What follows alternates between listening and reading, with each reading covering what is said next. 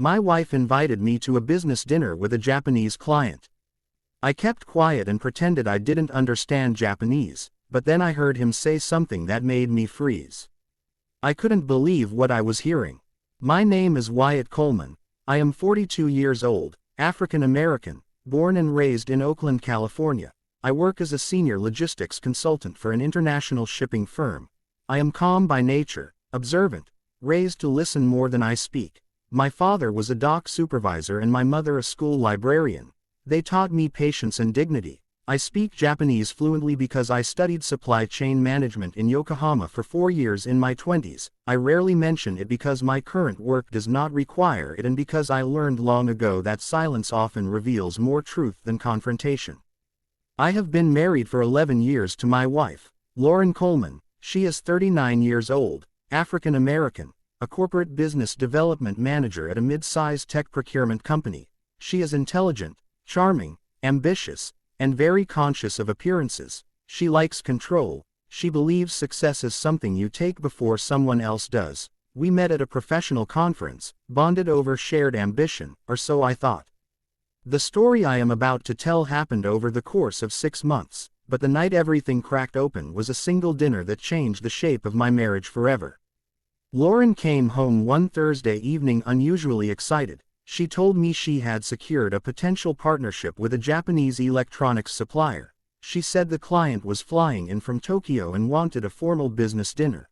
She insisted I come along because it would look respectful and stable to have her husband present. She said it would show trust and family values. I agreed without hesitation. I trusted my wife. I also felt something faint and uncomfortable in my chest, but I ignored it.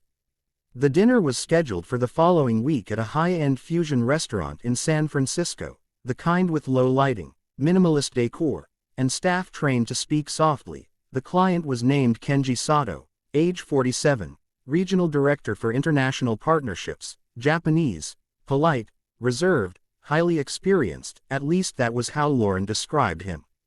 Before we left for the dinner, Lauren casually said, "Just so you know, he prefers English, so no need to worry about cultural stuff." She laughed lightly. I nodded, and I decided in that moment not to mention my Japanese, not as a trick, but as an instinct. Something about her tone felt rehearsed. At the restaurant, Kenji arrived precisely on time. He wore a dark tailored suit, conservative tie, his posture straight, his eyes sharp. He greeted Lauren warmly, then shook my hand politely. He asked me what I did. I told him logistics consulting. He smiled, said that was interesting, and switched back to English without hesitation. Dinner began smoothly. Lauren led the conversation confidently, discussing projections, synergy, expansion. I mostly listened, asked occasional neutral questions. Kenji answered thoughtfully. He was respectful, but I noticed something else. Subtle glances between him and Lauren, not romantic, but strategic, like two people who shared a plan I was not meant to hear. About 40 minutes into dinner, Lauren excused herself to take a phone call. She stepped outside. Kenji sipped his water, looked around, then leaned slightly toward me and spoke in Japanese, quietly, assuming I would not understand. He said, "Your wife is very confident, but she is hiding important details from you. She believes you do not know about the restructuring clause." My chest tightened. I kept my face neutral. I did not respond in Japanese. I simply said in English, "Excuse me." Kenji smiled politely and switched back to English, saying nothing else. When Lauren returned, she was composed, but something in her eyes had shifted. The rest of dinner passed without incident, but my mind was racing. Restructuring clause, hiding details from me. That night, I could not sleep. Over the next few weeks, I paid closer attention. Lauren started coming home later, guarding her phone, working weekends. She spoke vaguely about internal changes at her company. I did not accuse, I observed. I quietly reviewed our shared financial documents, something I had never felt the need to do before. I discovered that Lauren had opened a separate LLC under her name only. 3 months earlier, I saw consulting fees being routed through it. I saw legal drafts referencing offshore manufacturing transitions, and then I understood.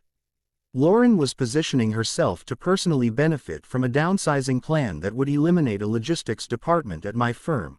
my firm, using insider information she gained through marriage, information I shared casually over years, trusting her as my partner. The Japanese client was not just a partner, he was the leverage.